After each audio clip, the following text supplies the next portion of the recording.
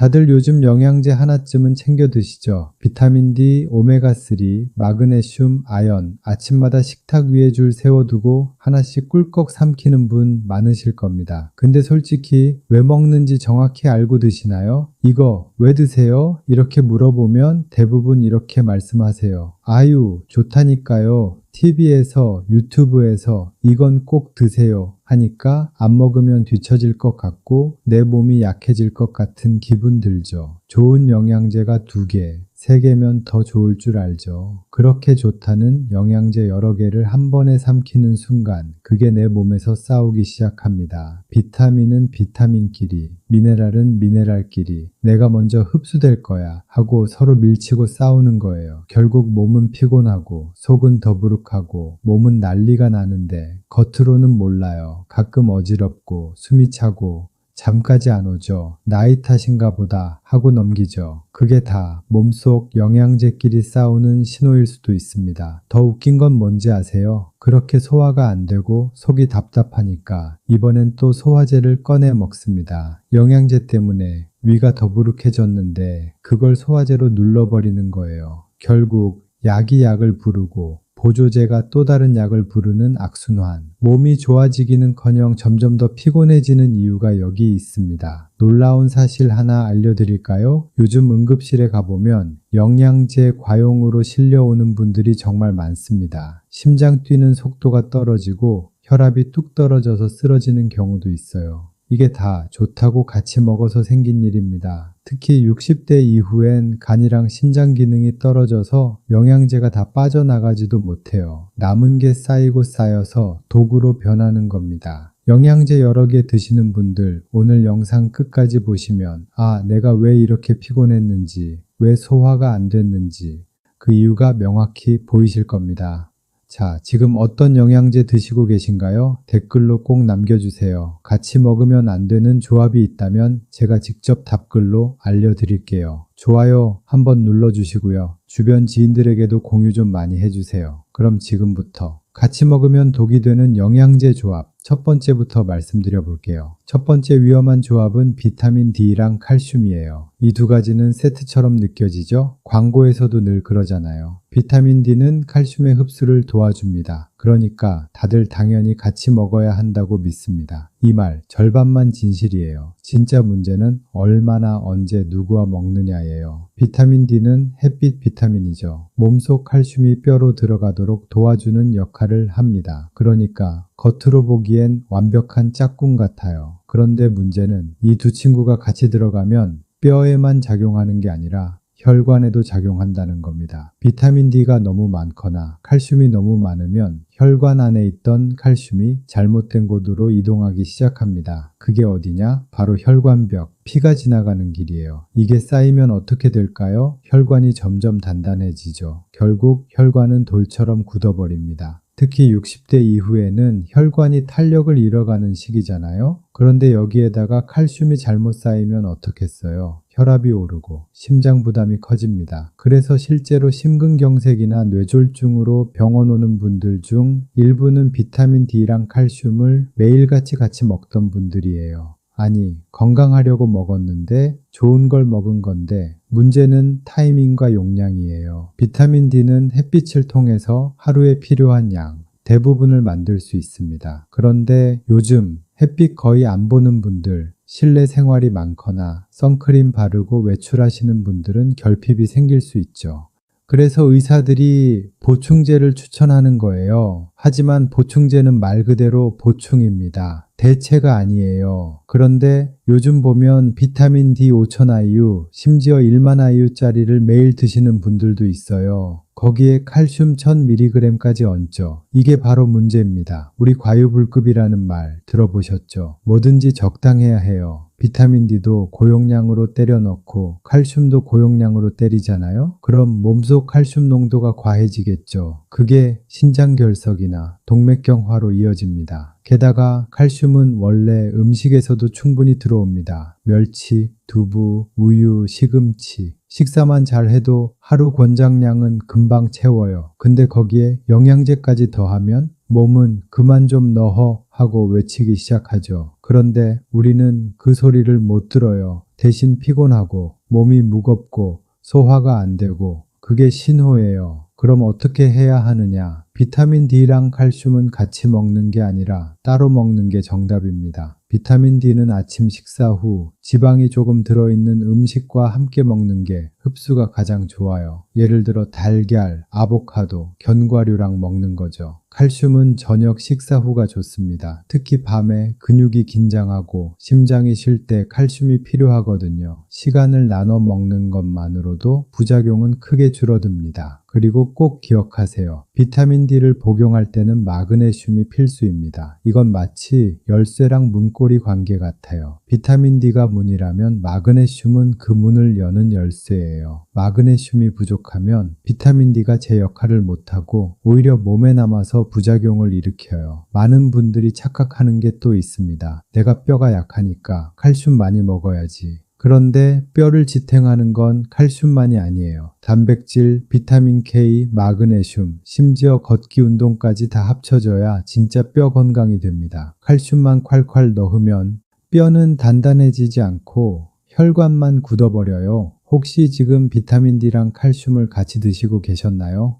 오늘부터라도 순서만 바꿔주세요. 비타민 D는 아침, 칼슘은 저녁. 그거 하나만으로도 몸이 훨씬 편안해질 겁니다. 그리고 혹시라도 요즘 피곤하고 소화가 안 돼요. 심장이 두근거려요. 이런 증상이 있다면 그건 영양이 부족해서가 아니라 너무 많아서 생긴 과잉의 신호일 수도 있습니다. 자, 비타민 D와 칼슘 조합의 함정을 알아봤습니다. 이제 두 번째 조합 말씀드릴게요. 오메가3. 이건 요즘 안 먹는 사람이 더 드물죠? 병원에서도 혈관 막힘 예방에 좋아요.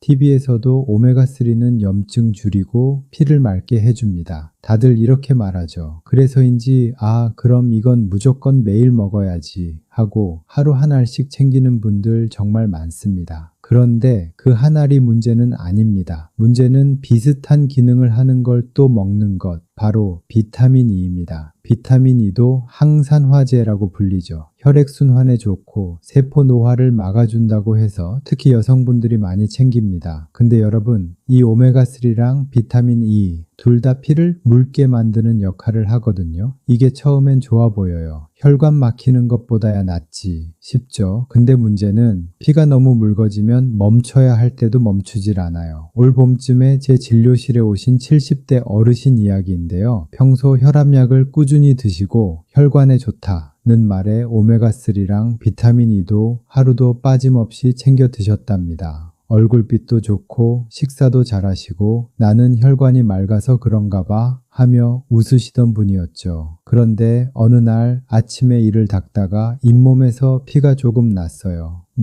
잇몸이 약해서 그렇겠지. 그냥 대수롭지 않게 넘겼죠. 그런데 이상한 일이 벌어졌습니다. 10분이 지나도 피가 멎질 않는 겁니다. 휴지로 꾹 눌러도 계속 번지고 그냥 계속 피가 나는 거예요. 결국 가족들이 놀라서 병원으로 모셨습니다. 검사 결과 혈액이 응고가 거의 안 되는 상태였어요. 혈소판 수치는 정상이었는데 문제는 피 자체가 너무 묽어져 있었던 거예요. 그래서 제가 물었죠. 어르신, 혹시 오메가3나 비타민 E 드시나요? 그분이 대답하시더라고요. 예, 2개 다 먹어요. 혈관에 좋다고 해서 매일 챙겼습니다. 그래서 제가 말씀드렸죠. 둘 다 피를 묽게 만드는 역할을 합니다. 같이 드시면 피가 멈추질 않을 수 있어요. 어르신은 그날 이후 영양제를 중단하셨습니다. 단 며칠 만에 잇몸 출혈이 멎고 기운도 돌아왔다고 해요. 잇몸에서 피가 조금 나는 건 사실 흔한 일이죠. 양치하다 보면 누구나 한 번쯤 겪습니다. 하지만 문제는 그 피가 멎지 않을 때입니다. 만약 그날 어르신이 잇몸이 아니라 손가락을 베었다거나 면도하다가 긁혔다면 어땠을까요? 실제로 오메가3나 비타민 E를 고용량으로 같이 먹은 분들 중엔 잇몸 출혈이 아니라 위장 출혈, 뇌출혈로 이어진 경우도 보고돼 있어요.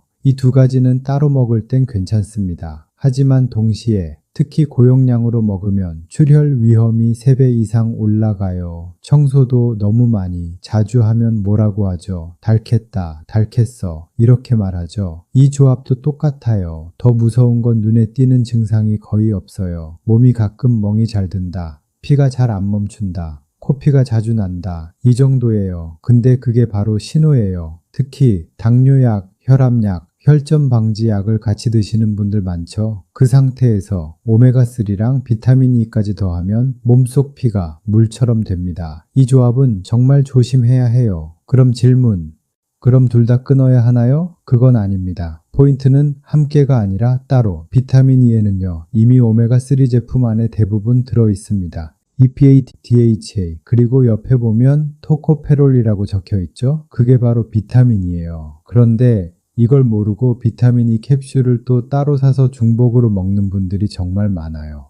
그리고 복용법에도 요령이 있습니다. 오메가3는 식후에 지방이 조금 있는 음식과 함께 드셔야 해요. 빈속에 먹으면 속이 부글부글 올라올 수 있어요. 심한 분은 트림할 때 생선 냄새까지 납니다. 비타민 E에는 오전보다는 저녁, 특히 공복이 아닌 상태에서 먹는 게 좋습니다. 지용성이라 위를 자극할 수 있거든요. 그리고 하나 더, 내 피는 원래 좀 끈적끈적해서 괜찮을 거예요. 이렇게 말하시는 분들, 그건 착각입니다. 나이 들수록 간 기능이 떨어지고 혈액 점도는 개인차가 커요. 이건 검사하지 않으면 모릅니다. 실제로 뇌출혈이나 소화기 출혈로 응급실 오는 경우도 있습니다. 심하면 대변에서 피가 나기도 해요. 그때가 되면 이미 늦습니다. 자, 여기까지가 두 번째 조합. 피를 맑게 하려다 피가 멈추지 않는 이야기였습니다. 이제 다음으로 미네랄 전쟁의 이야기로 넘어가 볼게요. 칼슘, 철분, 아연. 이 세 가지 이름은 다 들어보셨죠? 근데 문제는 이 세 친구가 같이 들어가면 싸운다는 겁니다. 칼슘은 뼈 지킴이, 철분은 피 지킴이, 아연은 면역 지킴이. 각자 자기 역할이 뚜렷한데요. 이렇게 세포 문 앞에서 셋이 서로 밀치고 싸워요. 세포 입장에서 보면 아주 난장판이에요. 그래서 결국 세포가 짜증을 내며 말해요. 너네들 그만 좀 싸워. 시끄러우니까 그냥 오지 마. 그리고 셋 다 밖에서 발을 동동 구르죠. 하나도 못 들어가요. 그게 바로 흡수되지 않는다는 뜻이에요. 그럼 남는 건 뭐겠어요? 속 더부룩함, 변비. 그리고 피곤한 뿐입니다. 이 세 가지 미네랄은 몸속 같은 흡수 통로를 사용합니다. 들어가는 문이 하나인데 세 명이 동시에 밀고 들어오려는 거예요. 결과적으로 누가 이기냐고요? 항상 양이 많거나 먼저 들어온 쪽이 이겨서 나머지의 흡수를 방해해요. 그래서 칼슘을 많이 먹으면 철분이 안 들어오고 철분을 먼저 먹으면 아연이 밀려나고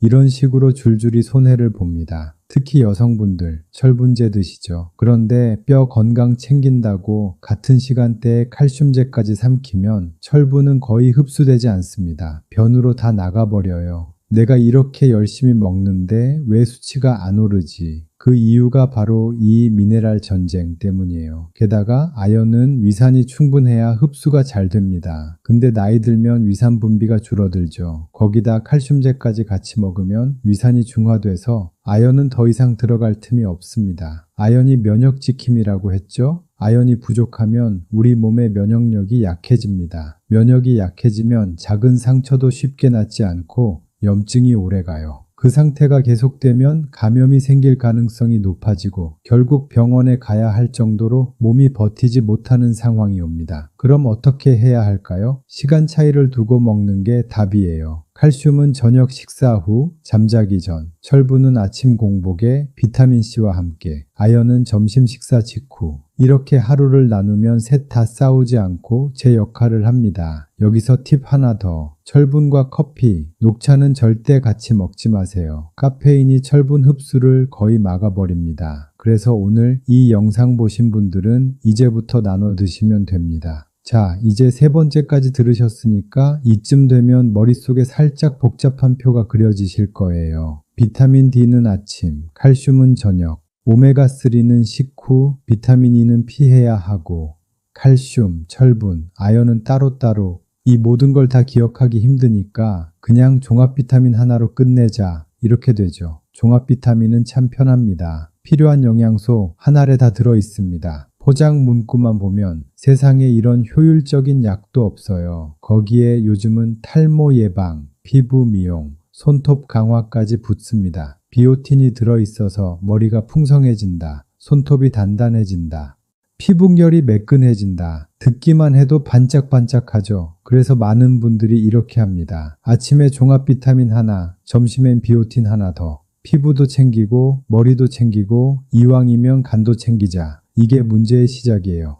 비오틴, 즉 비타민 B7. 정말 좋은 영양소입니다. 탄수화물, 지방, 단백질 대사를 돕고 모발과 피부 건강에 필수예요. 문제는 적당히가 아니라 고용량으로 먹을 때 생깁니다. 요즘 시중에 파는 비오틴 보충제, 하루 권장량의 100배 이상 들어있는 제품도 많아요. 그걸 또 종합 비타민과 함께 먹으면 몸속에 비오틴이 폭발하듯 쌓입니다. 이때 간이 제일 먼저 신호를 보냅니다. 와, 너무 많은데 나 혼자 다 처리 못해. 그런데 우리는 모르죠. 왜냐면 처음엔 아무 증상이 없거든요. 대신 어느 날 건강검진을 받으면 이런 말을 들으세요. 간 수치가 좀 올라갔네요. 그럼 대부분 깜짝 놀라요. 네? 저 술도 안 마시는데요? 그런데 원인은 술이 아니라 비오틴 과다 복용인 경우가 생각보다 많습니다. 게다가 비오틴은 간에서 대사될 때 다른 비타민 B군과 자리 싸움을 합니다. 특히 비타민 B6, B12, 니아신 같은 친구들이랑 충돌해요. 종합 비타민 안에 이미 들어있는 다른 B군들이 흡수를 못하고 밀려나죠. 간 세포문 앞에서 아까 미네랄처럼 서로 먼저 들어가겠다고 싸움이 벌어져요. 결국 간이 폭발하듯 지칩니다. 그게 바로 피로감, 속 울렁거림, 간 수치 상승으로 나타나는 거예요.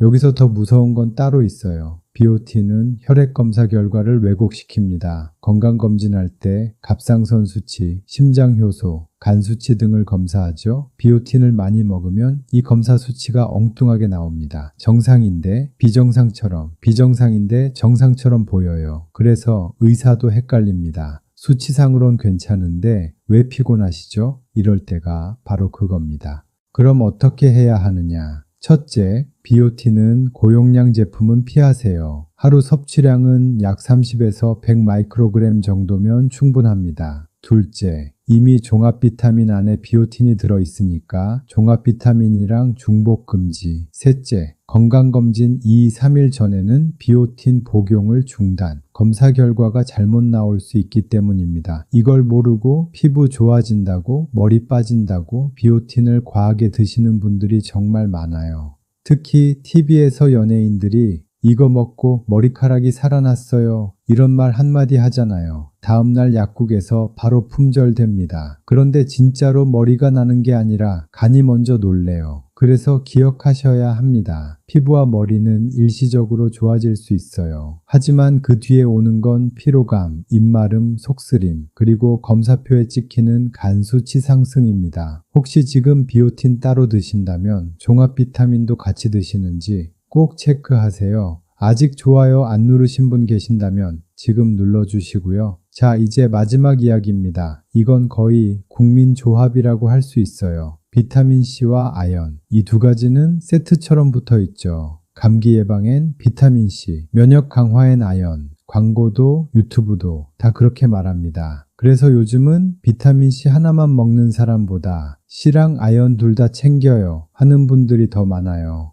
물론 두 성분 다 중요합니다. 비타민C는 강력한 항산화제, 몸속 세포를 녹슬지 않게 보호하고 아연은 면역력을 올려주는 핵심 미네랄이죠. 문제는 이 둘이 같이 들어가면 위에서 싸움이 납니다. 비타민C는 산 성질, 아연은 금속 성질이에요. 이 둘이 위 속에서 만나면 화학 반응이 일어나요. 그 결과 속이 쓰리고 위 점막이 자극을 받습니다. 특히 위가 약한 분들, 평소 속쓰림 자주 있는 분들 공복에 드시면 100% 탈납니다. 그래서 이런 경험 있으시죠?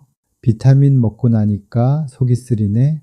트림할 때 금속 맛이 올라와요. 그게 바로 이 조합의 신호예요. 그런데 더 큰 문제는 비타민C의 산성 환경이 아연의 흡수를 방해한다는 거예요. 둘이 위에서 막 싸우니까 결국 면역은 안 올라가고 속만 뒤집어집니다. 그럼 어떻게 해야 할까요? 비타민C는 아침 식후, 특히 과일이나 요구르트랑 같이 드세요. 산성이라도 음식이 완충작용을 해줍니다. 아연은 저녁 식사 후, 단백질이 들어있는 식사 뒤에 드시면 흡수가 잘 됩니다. 특히 고기, 달걀, 두부 같은 음식이 좋습니다. 이렇게 시간만 나눠주어도 위는 훨씬 편안하고 효과는 2배로 좋아집니다. 지난 비타민C 영상에서 말씀드렸죠? 비타민C는 하루 여러 번 나누어서 드시는 게 더 좋아요. 아연도 마찬가지입니다. 하루 한 알, 약 8에서 10mg이면 충분해요. 많이 먹을수록 면역이 더 좋아진다 는 건 착각이에요. 오히려 너무 많이 먹으면 속 울렁거림, 구토, 변비, 미각 손상까지 올 수 있습니다. 실제로 아연을 과하게 복용한 분들 중엔 음식 맛이 달라졌다고 말하는 분들도 많아요.